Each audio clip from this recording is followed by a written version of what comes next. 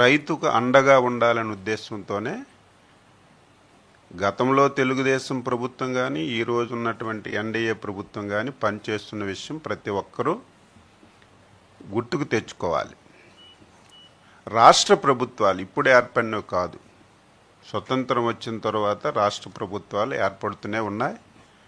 ముఖ్యమంత్రులు ఎప్పుడూ పాలన చేస్తుంటారు. ఎప్పుడైనా ప్రభుత్వాలు ఆహార పంటలు ఎప్పుడైనా సరే ధరలు తగ్గినా, ఆహార పంటలకు ఎప్పుడైనా ఇబ్బంది వచ్చినా ప్రభుత్వం ఆదుకోవడం మనం చూసాం. కానీ ఫస్ట్ టైం దేశంలో వాణిజ్య పంటలకి ఇబ్బంది కలిగేటప్పుడు, వాణిజ్య పంటలు ధరలు తగ్గేటప్పుడు రైతుకు ఆదుకున్నటువంటి ఏకైక ప్రభుత్వం ఎన్డీఏ ప్రభుత్వం, చంద్రబాబు నాయుడు గారు అని చెప్పి నేను ఘంటాపథంగా చెప్పదలిచాను. ఈరోజు కొంతమంది రైతుల పట్ల మొసలి కన్నీరు కాలుస్తున్నారు. ప్రతి విషయాన్ని రాజకీయం చేసి రాద్ధాంతం చేస్తున్నారు. ఆ వ్యక్తులు కొత్తగా వచ్చినటువంటి వ్యక్తులు చేస్తే మనం వినొచ్చు. కానీ మొన్నటి వరకు ఈ రాష్ట్రానికి పరిపాలించినటువంటి వ్యక్తులు, ఈ రాష్ట్రానికి 5 సంవత్సరాలు ముఖ్యమంత్రిగా వెలగబెట్టినటువంటి వ్యక్తులు ఈరోజు రైతుల పట్ల మొసలి కన్నీరు కాల్చడమే కాకుండా మాట్లాడితే అబద్ధాలు, నోరు విప్పితే అబద్ధాలు మాట్లాడి రైతుల్లో అయోమయం క్రియేట్ చేస్తున్న విషయం కూడా రైతులు, ప్రజలు గమనంలోకి తీసుకోవాలి. ఈ ప్రభుత్వం వచ్చింది 14 మాసాలు పూర్తయింది. అనేక సమస్యలు రైతులకు వచ్చాయి. ఈ 14 మాసాల్లో రైతులకి ఏ సమస్య వచ్చినా రైతులు అడక్క ముందే పాత్రికేయుల ద్వారా తెలుసుకున్నా, ఫీల్డ్లో డిపార్ట్మెంట్ నుంచి తెలుసుకున్నా, ప్రజాప్రతినిధుల నుంచి తెలుసుకున్నా వెంటనే స్పందించి రైతులకి సంతోషపెట్టినటువంటి విషయం ఒక్కసారి మళ్ళీ గుర్తు చేస్తున్నాను.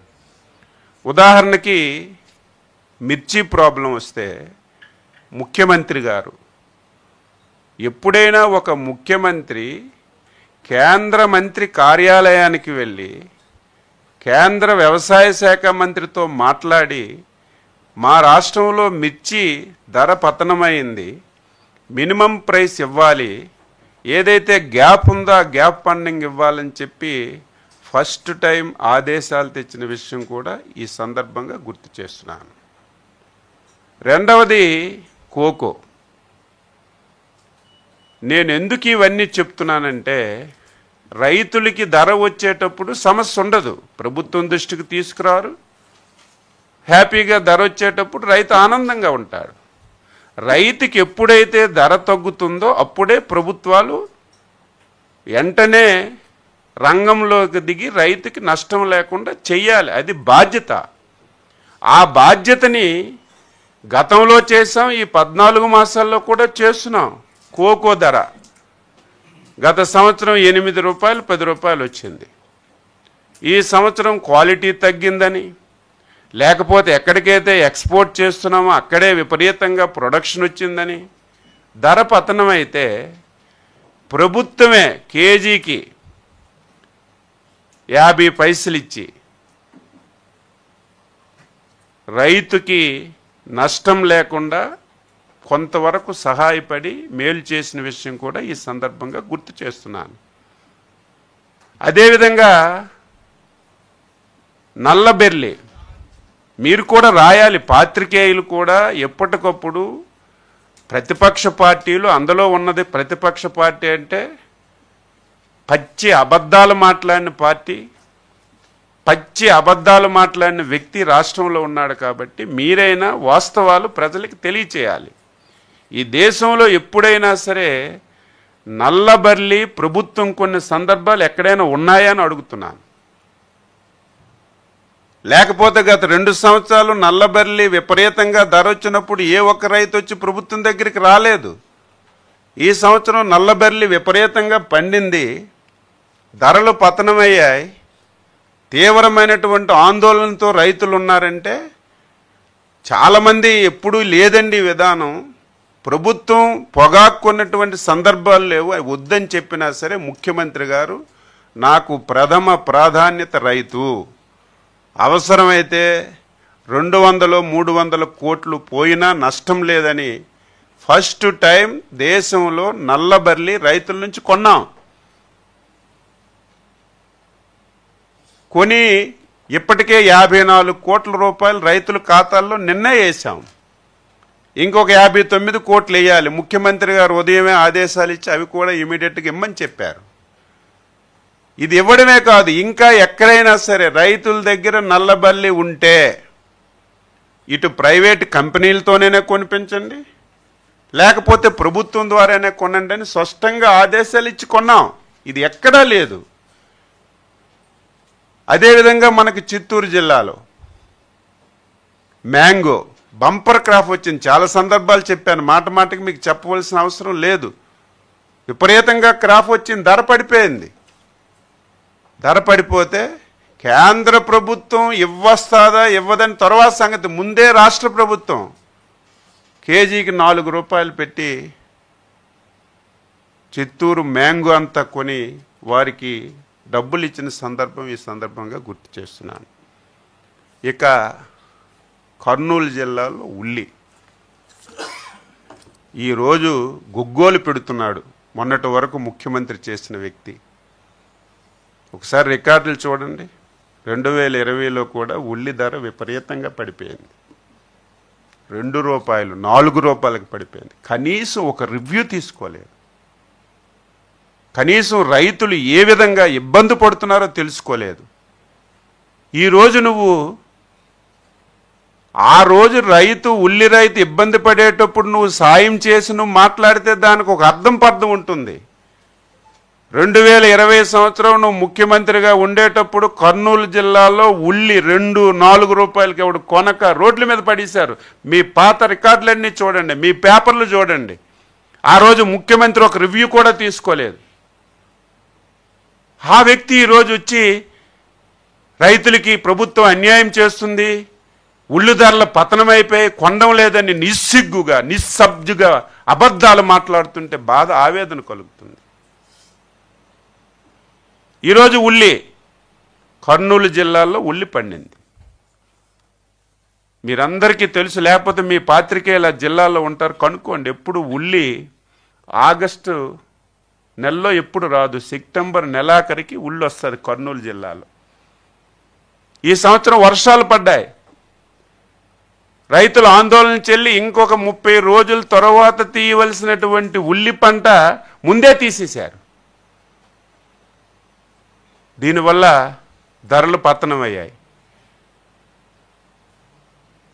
దీన్ని ఎవరు మా దృష్టికి చెప్పలేదు. పేపర్లో పడిన వెంటనే, టీవీల్లో వచ్చిన వెంటనే, మా ఆఫీసర్ చెప్పిన వెంటనే ఈ రకంగా ఉల్లుంది, ఇంకొక 5-10 రోజుల్లో ఈ ధరల వల్ల ఇబ్బంది వస్తుందని ముందే ముఖ్యమంత్రి గారు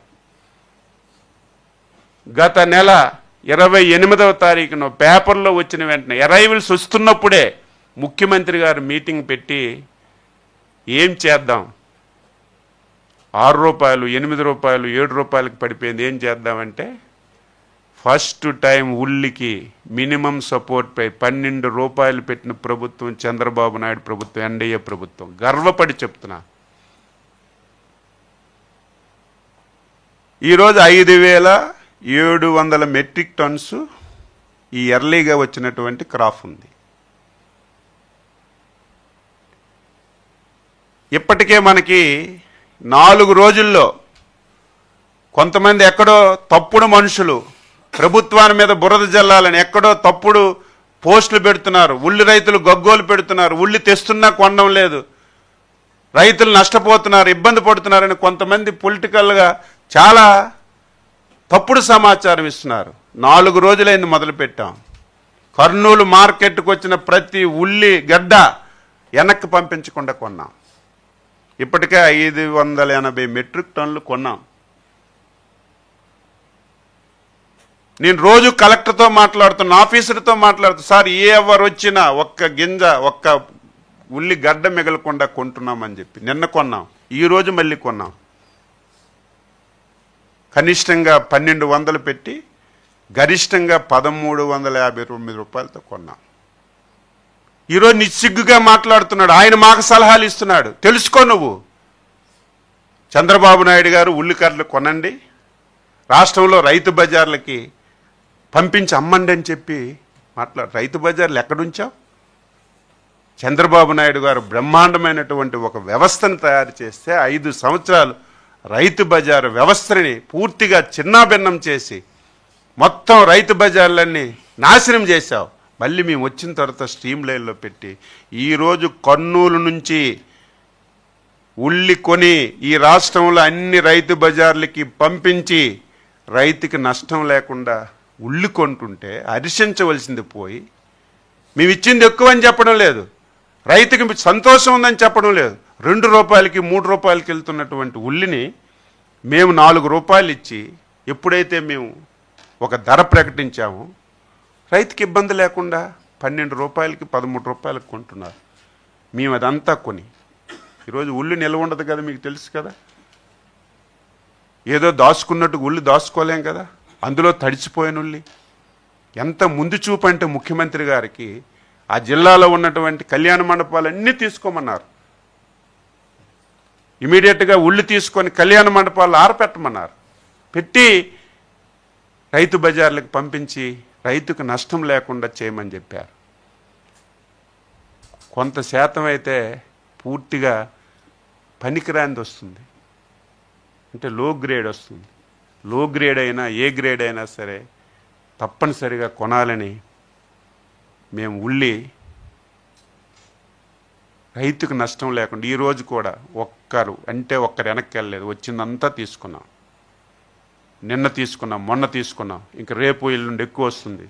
నేను ఈ సమావేశం ద్వారా ముఖ్యమంత్రి గారి ఆధ్వర్యంలో జరిగిన సమావేశం ద్వారా తెలియదు, ఎవరు ఆందోళన చెందవలసిన అవసరం లేదు. మేమేదైతే ధర నిర్ణయించామో 12 రూపాయలు కేజీ, ఒక పైసా తక్కువ లేకుండా, ఏదో మరీ లో గ్రేడ్ అయితే ₹1-2 తగ్గొచ్చు కానీ తక్కువ లేకుండా ప్రతి ఉల్లిగడ్డ కొనే బాధ్యత ఈ ప్రభుత్వం తీసుకుంటుంది. మీరు ఎవరి మాటలు నమ్మవలసినటువంటి అవసరం లేదని ఈ సందర్భంగా ఆ జిల్లాలో ఉన్నటువంటి రైతులందరికీ తెలియజేస్తున్నాను. మీరు ఒకసారి రికార్డ్ చూస్తే గత 2-3 సంవత్సరాలు చూసుకుంటే ఈ సమయానికి మార్కెట్కి 1500 క్వింటాలు వచ్చాయి. ఈ సంవత్సరం 50,000 క్వింటాలు వచ్చాయి. ఇదేది సీక్రెట్ కాదు కదా, ఎవరు ఊహిస్తారు? సడన్గా నెల రోజుల ముందే రైతు తీసి మార్కెట్కి తెస్తాడని ఊహించలేదు. అయినా మాకు తెలిసిన వెంటనే ముఖ్యమంత్రి గారు ఇంత ముందు చూపు తీసుకొని రైతుకి ఇంత మేలు చేస్తుంటే ఈరోజు ఉల్లి కొనడమే లేదు, దాన్ని వ్యక్తిగతంగా విపరీతంగా విమర్శిస్తున్నారు.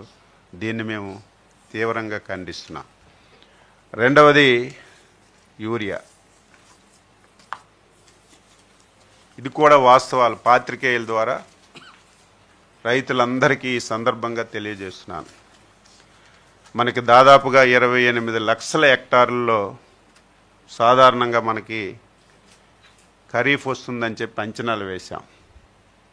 ఇప్పటికి మనకి 22 లక్షల హెక్టార్లలో మనం ఖరీఫ్ స్టార్ట్ చేశాం. ఈ ఖరీఫ్కి 6.22 లక్షల మెట్రిక్ టన్నుల యూరియా అవసరమని చెప్పి మనకి కేంద్ర ప్రభుత్వం కేటాయించింది. ఈ సంవత్సరం ఖరీఫ్కి మనకి 6.22 లక్షల మెట్రిక్ టన్నుల యూరియా అవసరమని చెప్పి కేంద్రం కేటాయించింది. ఇప్పటికే మనం 6.59 లక్షల మెట్రిక్ టన్ను యూరియా అందుబాటులో ఉంచాం. మీరు అనుకోవచ్చు మన కేంద్రం 6.22 లక్షల కేటాయిస్తే మీరు 6.59 లక్షలు ఎలాగ మీరు అందుబాటులో ఉంచారంటే బఫర్ స్టాక్స్, గత సంవత్సరం బఫర్ స్టాక్స్ మన దగ్గర ఉంటాయి. గత సంవత్సరం బఫర్ స్టాక్స్ అండ్ ఈ సంవత్సరం కలిపి ఇప్పటి వరకు మనం అందుబాటులో ఉంచాం. ఇప్పటికే 5.64 లక్షల మెట్రిక్ టన్నుల యూరియా సప్లై చేశాం. ఇంకా మనకి 0.95 లక్షలు మెట్రిక్ టన్నులు మన దగ్గర స్టాక్ ఉంది. సప్లై చేశామంటే కేంద్ర ప్రభుత్వం మన రాష్ట్రానికి వచ్చినటువంటి యూరియా 50% గవర్నమెంట్, 50% ప్రైవేట్. అది మ్యాండేట్. ఇది మన ఒక్క రాష్ట్రానికి కాదు, కేంద్ర ప్రభుత్వం మన రాష్ట్రానికి ఇచ్చినటువంటి యూరియాలో 50% గవర్నమెంట్కి కేటాయిస్తుంది, 50% ప్రైవేట్కి కేటాయిస్తుంది.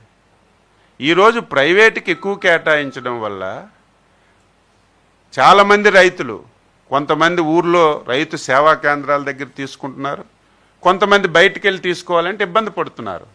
అందుకే ఫస్ట్ టైం ముఖ్యమంత్రి గారు ఎట్టి పరిస్థితుల్లో మన రాష్ట్రానికి వచ్చినటువంటి యూరియా 70% మార్కెట్ ద్వారా ఇవ్వండి, 30% ప్రైవేట్ డీలర్ ద్వారా ఇవ్వనని స్పష్టమైనటువంటి ఆదేశాలు ఇచ్చారు. ఇచ్చి ఈరోజు మేము యూరియాను అందుబాటులో పెట్టి పిఏసిఎస్ల ద్వారా, రైతు సేవా కేంద్రాల ద్వారా, ప్రైవేట్ డీలర్స్ ద్వారా మనం సప్లై చేస్తున్నాం. యూరియా లేదు మేము ఉన్నప్పుడు పెద్ద ఎక్కపొడి చేసాము, ఇప్పుడు తగ్గించారని చెప్తున్నారు. గత సంవత్సరం ఇదే నెలకి ఇదే రోజుకి 47,4 లక్షల, గత సంవత్సరం ఇదే రోజుకి 4,74,231 మెట్రిక్ టన్నుల యూరియా మార్కెట్ ద్వారా సప్లై చేశాం.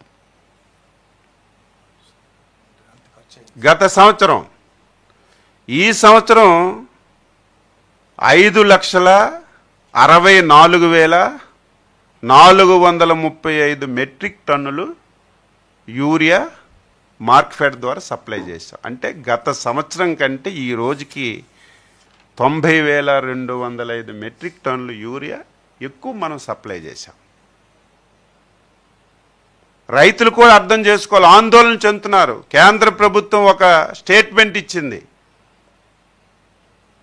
యూరియా బాగా తగ్గించండి, అలాట్మెంట్ తగ్గిస్తున్నామనేసరికి రైతులు రేపు యూరియా తగ్గిపోతుందేమో, యూరియా రాదేమో, 2-3 విడతలది ఒకేసారి తీసుకోవడం, కొన్ని దగ్గరలో అయితే రేపు రబీకి అవసరమైంది కూడా కొన్ని దగ్గరలు తీసుకుంటున్నారు.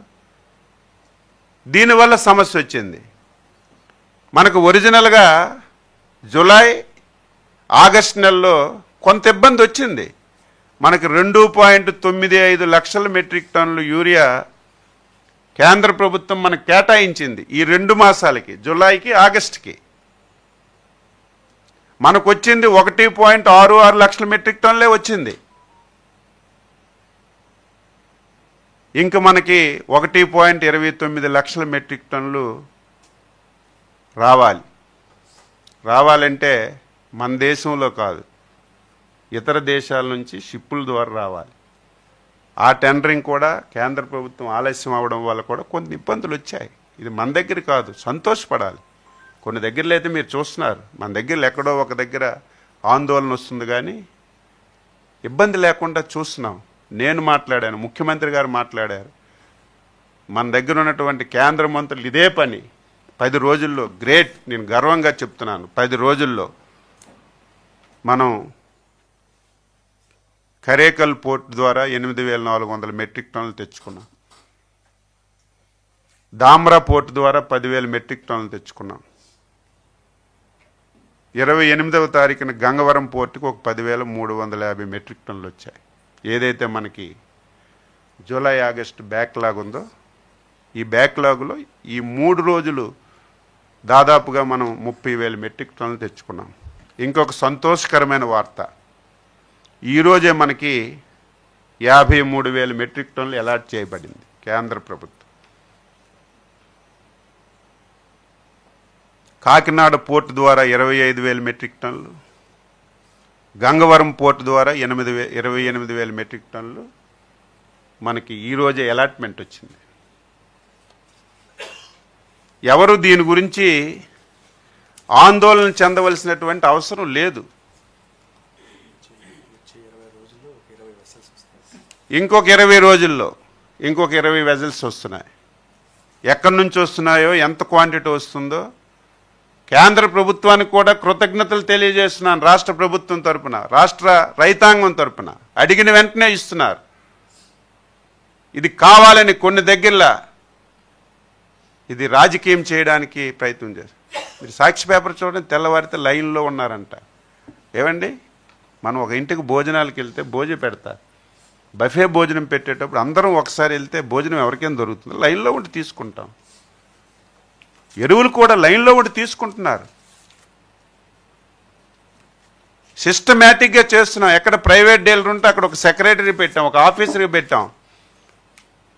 ఈ మధ్యన గందరగోళంగా ఏదో దారి మళ్ళిపోతుందంటే ఫస్ట్ టైం ఒక 2-3 రోజుల్లోనే విజిలెన్స్ దాడులు చేశాం. చూశారు లేదు, ఎన్నికి 65 కేసులు పెట్టాం. ఎక్కడ ఎవడున్నా, ఎంత పెద్దవాడున్నా, ముఖ్యమంత్రి గారు స్పష్టంగా ఒకటే చెప్పారు, ఒక్క బస్తా ఎక్కడికైనా సరే డైవర్ట్ అయినా, ఎంత పెద్దవాడైనా సీరియస్గా తీసుకోమని, కేసులు పెట్టమని చెప్పి వారం రోజుల్లోనే కేసులు పెట్టాం.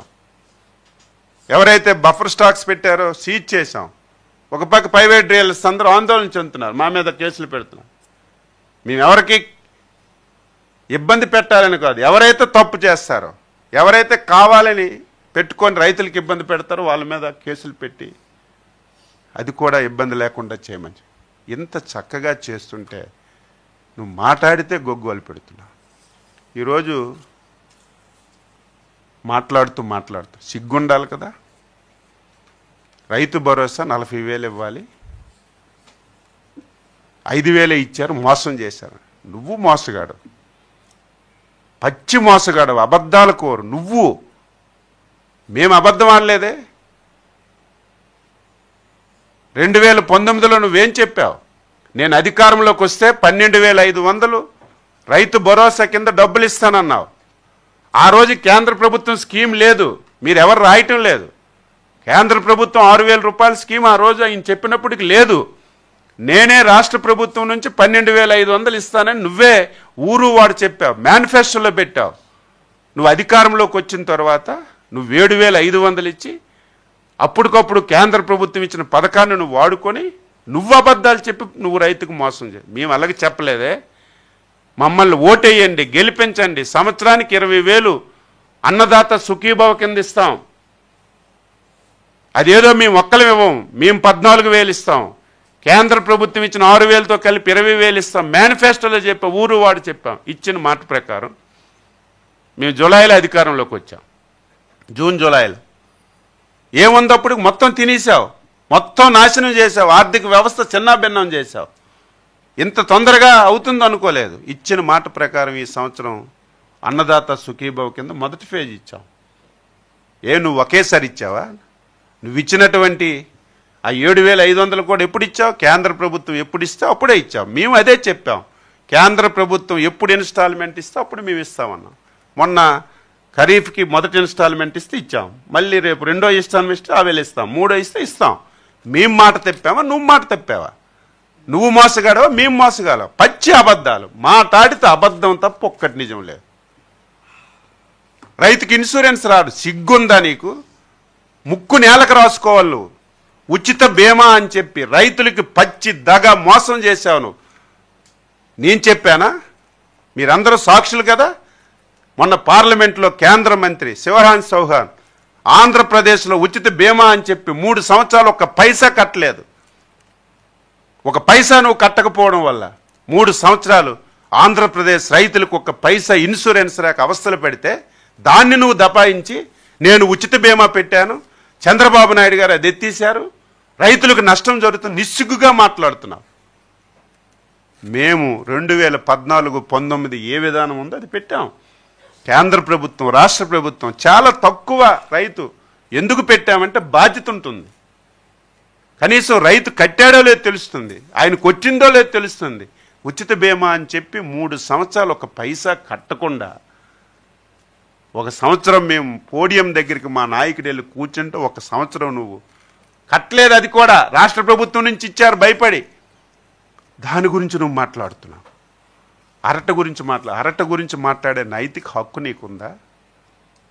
నీ జిల్లాలే కదా పండుతుంది. మీ నాన్న మీరు అందరూ పాలన చేశారు కదా. 2016 వరకు అరిటేంటి కేజీ 10 రూపాయలు. ఎక్కడ ఎక్స్పోర్ట్ లేదు. మన నాయకుడు చంద్రబాబు నాయుడు గారు 2016లో అరటిని ఎక్స్పోర్ట్ చేయించి ఒక స్టాండర్డ్ రేట్ తీసుకొచ్చారు. ఈరోజు కూడా మనం 25-30 రూపాయలు ఉంది. మాట్లాడితే ఒకటే, ఎక్కువ ధర వచ్చింది. నీ ప్రమేయం వల్ల ధర రాలేదు. ఒకసారి ఎక్కువ వస్తుంది, ఒకసారి తగ్గుతుంది. ఇంటర్నేషనల్ మార్కెట్ కానీ స్వదేశీ మార్కెట్లో పంటలు బట్టి కానీ ధరలు పెరుగుతాయి. ఎప్పుడైనా ధర తగ్గినప్పుడు నువ్వు ఎప్పుడైనా స్పందించావు? ఒక్కదానికి నువ్వు ఇచ్చావని చెప్పు. ఒక్కదానికి, ఒక్క వాణిజ్య పంటకి ఒక్కదానికి నీ 5 సంవత్సరాల్లో 1 పైసా నువ్వు ఇచ్చావని చెప్పు. మేము బెస్ట్ ఎగ్జాంపుల్ ఈ సంవత్సరం 4 పంటలకు ఇచ్చాం, మళ్ళీ ఉల్లికి ఇస్తున్నాం. ఈవేళ ముఖ్యమంత్రి గారు స్పష్టంగా చెప్పారు, మా వైపు చూడొద్దు, నా దృష్టికి కూడా తేవద్దు. 14-15 పంటలు ఉన్నాయి. పెట్టుబడి ఎంత అవుతుంది? పెట్టుబడి కంటే రైతుకు 1 పైసా తగ్గితే ఆటోమేటిక్గా మీరు ఇంటర్ఫీర్ అవ్వండి, ఒక ధర ప్రకటించండి. అందుకే డిపార్ట్మెంట్ కూడా రైతులతో మాట్లాడుతాం. వాణిజ్య పంటలు పండించిన వాళ్ళతో మాట్లాడి ఒక 14-15 మెయిన్ వాణిజ్య పంటలకి ఇంతవరకు ఎప్పుడు లేదు. ఇప్పుడు మేము ధర కూడా ప్రకటించి అంతకంటే తగ్గితే మళ్ళీ రివ్యూలు చేయడం, లేకపోతే ముఖ్యమంత్రి గారి దగ్గర ఆదేశాలు తీసుకోవడం ఉండదు. ఒక సిస్టమ్ పెట్టిమన్నారు. పెట్టి ధర తగ్గితే ఆ రేట్ ఇమ్మని చెప్పి స్పష్టమైనటువంటి ఆదేశాలు ఇచ్చారు. ఈ రకంగా పచ్చి అబద్ధాలు. ఎవరైనా సరే, నిన్నో మొన్నో చిన్న వార్త చూసాం, కాఫీ పంటకి ఒక కొత్త రకం తెగులు వచ్చింది. కొంతమంది మీకు కూడా తెలియదేమో, ముఖ్యమంత్రి గారు అది గ్రహించి, కాఫీ అంటే మన రాష్ట్రంకి ఒక పెద్ద బ్రాండ్, మనలాంటి కాఫీ ఎక్కడ ఉండదు, ఎక్కడ మనం మందులు కొట్టం, ప్రకృతి సేద్యంలో పండిస్తున్నాం, దీనికి మనకి కొత్త తెగులు వస్తే ప్రమాదం అని వెంటనే సైంటిస్టులకు పెట్టాం, అధికారులకు పంపించాం, టీమ్స్ వేసాం. ఎక్కడ వస్తుంది, ఎందుకు వస్తుందంటే ప్రిలిమినరీగా ఒక 20 ఎకరాల్లో అరకులో కాఫీకి కొత్త రకం తెగులు వచ్చింది. ఇది వదిలేస్తే మొత్తం స్ప్రెడ్ అయిపోద్ది అన్నారు. ఏం చేయాలి? దీనివల్ల రైతుకు 30,000 లాస్ వస్తుంది. ఓకే, 30,000 మనం ఇద్దాం. 20 ఎకరాల్లో ఏదైతే కాఫీ ఉందో మొత్తం పీకి పడియమని చెప్పాం, డిస్ట్రాయ్ చేయమని చెప్పాం. ఎవరైనా ఇంత మైన్యూట్గా చిన్న సమస్య వచ్చినా ముఖ్యమంత్రి గారి ఆశయం ఒకటే, రైతుకి 1 రూపాయి ఎక్స్ట్రా వెళ్ళినా ప్రాబ్లం లేదు, రైతు బాధపడకూడదు. అలాగని చెప్పి రైతుకి మొత్తం అంతా ఇవ్వాలంటే సాధ్యం కాదు. కష్టం వచ్చినప్పుడు, ధర తగ్గేటప్పుడు ప్రభుత్వం ఆదుకున్నదే ప్రభుత్వం. ఆటోమేటిక్గా ధర పెరిగితే అది నేనే చేశానని గొప్ప చెప్తే అది నాయకత్వం కాదు. అది ఆటోమేటిక్గా ధర పెరుగుతుంది. ఇంటర్నేషనల్ మార్కెట్ లేకపోతే ఇక్కడ ఏవైనా కొన్ని కారణాలతో పంటలు పోతే ధర ఆటోమేటిక్ పెరుగుతుంది కొన్నిసార్లు. ఇదే ఉల్లి మనకు తెలుసు కదా, ఒక పక్క ఉల్లి ధర విపరీతంగా పెరిగిపోయిందని ఎవరైతే మనకి లబ్ధిదారులు ఉన్నారో వాళ్ళ నుంచి కూడా చాలాసార్లు ఇబ్బంది పడ్డాం కదా. ఇది రైతు ప్రభుత్వం. ఎవరు ఆందోళన చెందవలసిన స్పష్టంగా చెప్తున్నాం. ఎవరు కూడా ఆత్మహత్య అనే మాట ఈ రాష్ట్రంలో వినకూడదు. మీరందరూ సాక్షులు. మొన్ననే నల్లబెర్లి కొనకపోతే ఎన్నో ఆత్మహత్యలు జరిగాయి. లక్షల రూపాయలు పెట్టుబడి పెట్టి దేవుళ్ళలాగా చూస్తున్నారు చంద్రబాబు నాయుడికి. మేము ఊహించలేదంటున్నారు. మీరు వెళ్ళి అడగండి, ఇంటర్వ్యూలు తీసుకోండి రైతులతో. ఇంత పోయి మాట్లాడితే నోరుంది కాబట్టి ఈరోజు వాళ్ళ నాన్న పరకరింపుకి వెళ్ళాడు. ఏదో పర్టికులర్గా రోడ్డు మీద క్రియేటిన్ ఉల్లి ధరగా పడిపోతే కొనడం లేదని. కొనేదేంటిది? నువ్వు ఎప్పుడైనా కొన్నావా అని చెప్పి సందర్భంగా తెలియజేస్తున్నాను. ముఖ్యంగా రైతులు కాంప్లెక్స్ ఎరువులు తగ్గించాలి, కాంప్లెక్స్ ఎరువులు పెంచాలి. ఈ యూరియా ఇలాంటివన్నీ కూడా మనం తగ్గించాలి. ఎందుకంటే కేంద్ర ప్రభుత్వం కూడా విపరీతంగా జబ్బులు వస్తున్నాయి. అలాగని చెప్పి ఒకేసారి తగ్గిస్తే రైతులకి అవగాహన రాదు.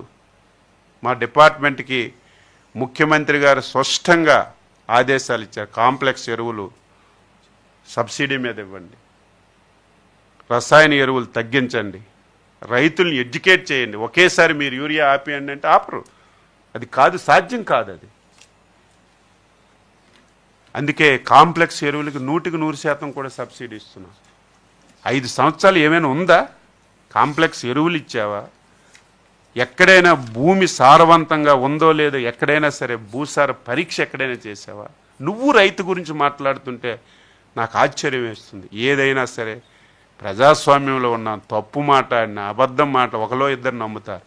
దానికి మేము ఆన్సర్ చెయ్యాలి కాబట్టి చేస్తున్నాను తప్ప ఒక్కటంటే ఒక్కటి ఎప్పుడు నీ జీవితంలో ఒక్కటి నిజం చెప్పు, పచ్చి అబద్ధాలకు.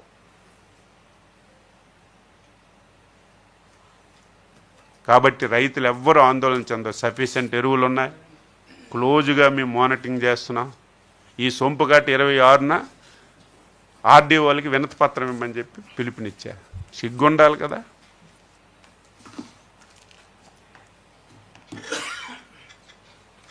నీకు పొగడ్డానికి ఇష్టం లేదు, సైలెంట్గా ఉండు. మంచి పని చేస్తే పొగడాలి ఎవరైనా సరే, లేనప్పుడు ఇంకో సలహా ఇవ్వు. మేము ఉల్లే కొనడం లేదంటే దానికి అర్థమేముంది? దయ ఉంచి ఈ రాష్ట్ర ప్రజలు ముఖ్యంగా రైతులు అర్థం చేసుకోమని చెప్పి తెలియజేస్తూ నిరంతరం పర్యవేక్షిస్తున్నాం. కేంద్ర ప్రభుత్వం కూడా మనకి ఉదారంగా సహకరిస్తుంది.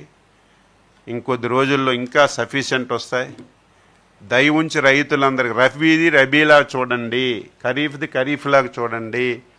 రబీకి అందదని ఇప్పటి నుంచి స్టాక్ వేసుకోవడం కాదు. టోల్ ఫ్రీ నెంబర్ కూడా పెట్టాం. ఎవరికైనా ఎక్కడైనా ఇబ్బంది వస్తుంది, 1-2 దగ్గరలో వస్తున్నాయి. చిన్న దగ్గరలో చిన్న వాట్సాప్లో చిన్న మెసేజ్ వచ్చినా స్పందిస్తున్నాం. తప్పనిసరిగా ఈ ఖరీఫ్లో రైతుకి ఇబ్బంది లేకుండా ఎరువులు సప్లై చేసే బాధ్యత తీసుకుంటాం. ముఖ్యమంత్రి గారు చాలా స్వయంగా పర్యవేక్షిస్తున్నారు. మేమందరం అదే పనిలో ఉన్నామని చెప్పి తెలియజేస్తూ ప్రశ్నించండి. తప్పుడు మాట్లాడిన వారికి ప్రశ్నించకపోతే ఇంక ప్రజలకు మంచి జరగదు, మంచి చేసిన వాళ్ళకి ఇంకా తృప్తి కూడా ఉండదు. ఇంత చేస్తున్నప్పుడు ఎవరైనా తప్పు మాట్లాడితే ప్రశ్నించండి. నేను ఈవేళ చెప్పింది అబద్ధం అయితే ఎప్పుడైనా ఈ రాష్ట్రంలో ఈ వాణిజ్య పంటలకి ఏ ప్రభుత్వమైనా ఒక పైసా ఇచ్చిన కొన్ని సందర్భాలు లేవు. మేము కొన్నాం, కొనకంటే మేము కొన్నామంటే అక్కడ ఈరోజు ఉన్న 540 మెట్రిక్ టన్నులు 3 రోజుల్లో కొన్నాం. ఒక్కటంటే ఒక్కటి రిజెక్ట్ చేయలేదు, ఒక్కలంటే ఒకరు వెయిటింగ్ లేదు. మొత్తం వచ్చినట్టుగా ఉళ్ళంతా కొంటున్నాం. రైతు బజార్ల ద్వారా ఇస్తున్నాం. ఒకవేళ లేకపోతే స్టాక్ చేస్తున్నాం. కాబట్టి ఎవ్వరూ ఆందోళన చెందవలసిన అవసరం లేదని సందర్భంగా తెలియజేస్తూ సెలవు తీసుకుంటున్నాం.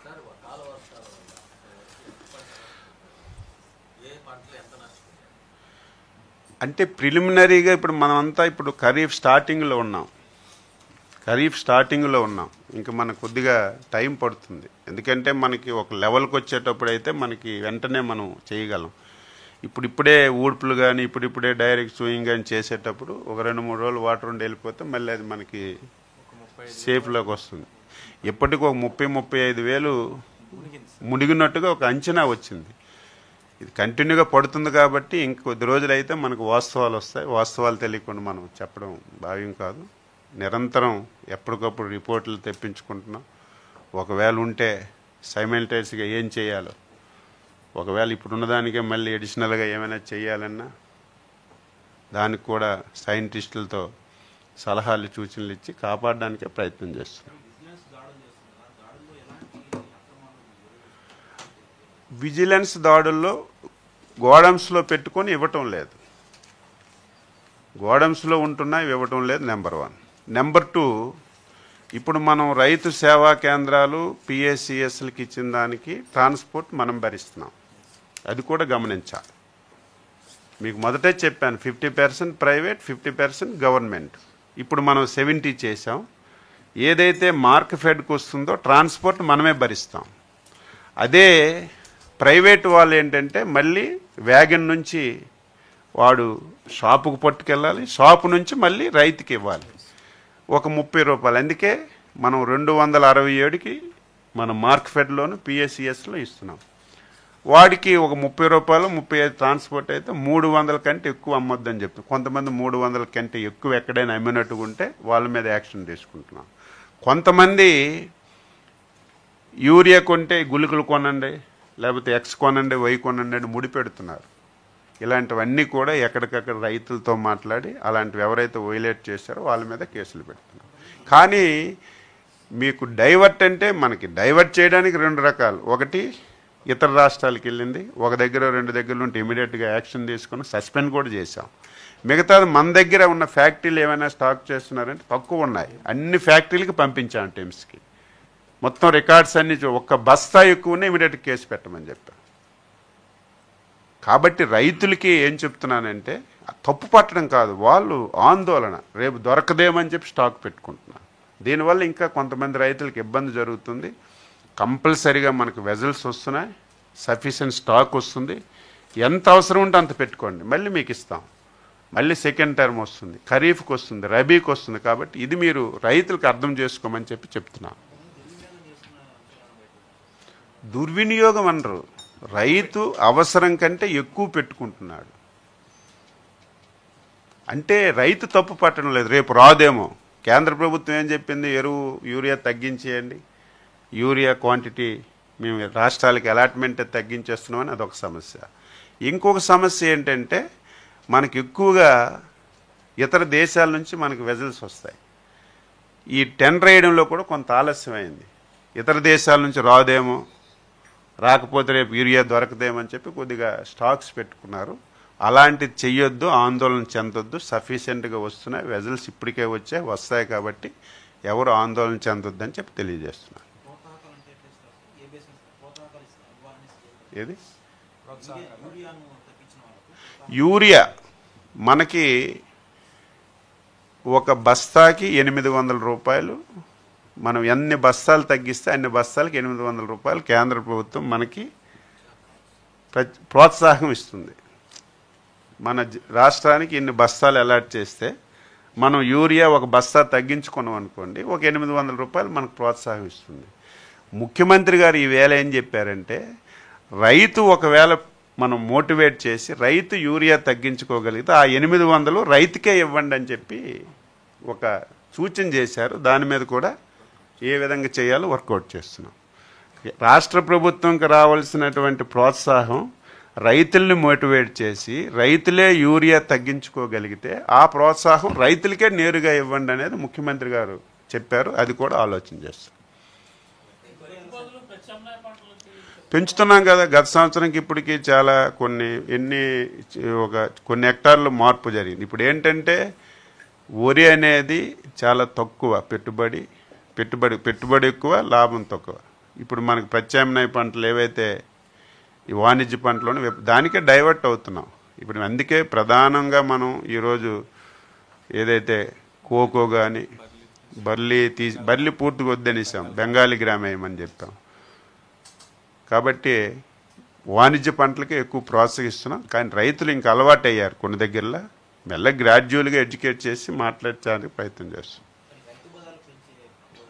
రైతు బజార్లు ఇంకొక 80 పెంచం. ఇప్పటికి 127 ఉన్నాయి. ఇంకొక 80 పెంచి ఈచ్ కాన్స్టిట్యున్సీకి ఒకటి పెట్టడమే కాదు, ఏదో పెట్టామని కాదు, అదొక వ్యాపార వ్యవస్థగా మార్చమన్నారు. ఈరోజు ఉల్లి ఎలాగైతే మనం రైతుల దగ్గర కొని రైతు బజార్లో అమ్ముతున్నాము, మిగతా వాణిజ్య పంటలు కూడా రేపు ఏ పంటకి ఇబ్బంది వచ్చినా ఇమీడియట్గా మీరు కొనాలి. విన్ విన్ సిచ్యువేషన్, లాభమో లేదు నష్టమో లేదు, రైతుకు మేలు జరిగే విధంగా ఇటు వినియోగదారుడికి మేలు జరిగే విధంగా చేయమన్నారు. ఇప్పుడు అవన్నీ 5 సంవత్సరాలు డీఫంక్ట్ చేశారు. ఎక్కడ రైతు బజార్ గురించి మాట్లాడిన సందర్భం లేదు. మొత్తం అన్నీ డీఫంక్ట్ అయిపోయి కరెంటు బిల్లు కూడా కట్టలేదు. దారుణం. మళ్ళీ ఇప్పుడు అవన్నీ స్ట్రీమ్లైన్ చేసి మళ్ళీ టెక్నాలజీ ఉపయోగించి మళ్ళీ బోర్డులు ఇవన్నీ పెట్టి మళ్ళీ చేస్తున్నాం. ఇంకొన్ని పెంచమని తెల్లవారి ఆదేశాలు ఇచ్చారు, మొన్న కూడా చెప్పారు. అవన్నీ ప్రపోజల్ తీసుకొని అవి కూడా చేస్తాం. ఇంకెడిషనల్ మీరేం చెప్తారా? ఓకే.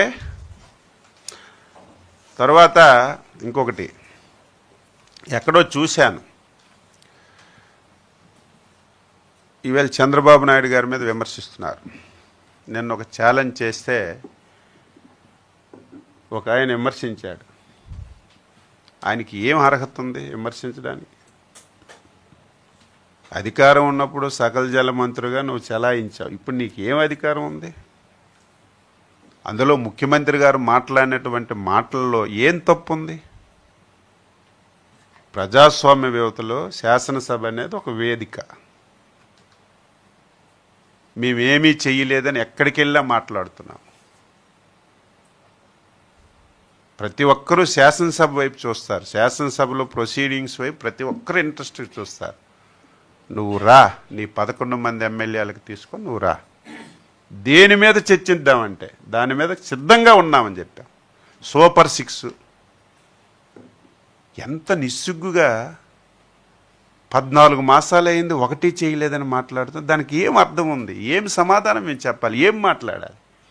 ఇలాగ నిస్సిగ్గుగా అబద్ధాలు అబద్ధాలు అబద్ధాలు. అందుకే రా, దేని మీద నీకు కావాలంటే అది.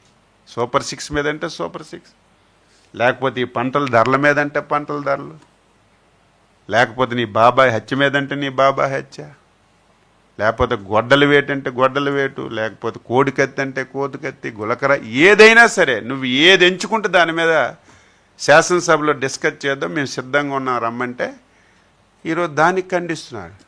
ఖండించడానికి నీకేం అర్హత ఉంది? నువ్వేం ఒక ఎమ్మెల్యేవా, వార్డు మెంబర్వా? నీకేం అర్హత ఉంది? ప్రతి ఓళ్ళు మాట్లాడడమే, ప్రతి ఓళ్ళు విమర్శించడమే. ఇప్పటికైనా నిన్న మా ముఖ్యమంత్రి గారు చెప్పిన దానికి మీకు ఏమైనా సత్తా ఉంటే శాసనసభకు రండి.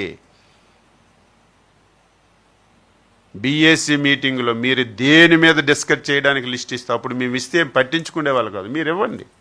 దేని మీద అంటే సూపర్ 6 దాని మీద మాట్లాడు, దేని మీద కావాలంటే దాని మీద మాట్లాడదు అని చెప్తే దానికి కూడా విమర్శిస్తున్నా, దానికి కూడా ఖండిస్తున్నా. ఎలాగొస్తుంది? మొన్న ఎమ్మెల్యేగా ఓడిపోయారు, నాకు ఎమ్మెల్యే కావాలని ఎవడని అడిగి తెలిగిస్తా? చెప్పబోయా, నువ్వు ఆన్సర్ చేయి. ఓడిపోయారు ఎమ్మెల్యే, నేను ఓడిపోయాను నాకు ఎమ్మెల్యే కావాలంటే ఎవడైనా ఇవ్వగలరా? నువ్వు నేను ఇచ్చిందా? రాజ్యాంగం ఆ నిమిషానికి మార్చుకొని రాయడం అవకాశం మనకేముందా? అంటే అడ్డగోలుగా ఒక టీవీ ఉంది, ఒక పేపర్ ఉంది, ఏది రాసినా సరే నమ్ముతారంటే అందుకే ఒకలో ఇద్దరు నమ్మగలరని మేము ఇంత ఎక్స్ప్లెనేషన్ చేసి చెప్పవలసిన అవసరం వస్తుంది. లేకపోతే ఆ వ్యక్తుల గురించి మాట్లాడడానికి నాకు అసలు ఇష్టం ఉండదు, ఆ పార్టీ గురించి మాట్లాడడానికి నాకు అసలు ఇష్టమే ఉండదు. అది ఒక పార్టీయా, అది ఒక నాయకులా, ఏం ఒక వాస్తవం ఉండాలి కదా ఏం మాట్లాడినా. అయినా పబ్లిక్ గురించి మేము చెప్పాలి కాబట్టి టైం టు టైం చెప్తాం. ఈ రోజు నుంచి ప్రతి 2-3 రోజులకి నేను ఎక్కడున్నా సరే యూరియా మీద స్పష్టంగా మీకు క్లారిటీ ఇస్తాను. ఎవ్వరూ ఆందోళన చెందవలసిన అవసరం లేదు, అందరికీ సహకరించమని చెప్పి కోరుతున్నాను.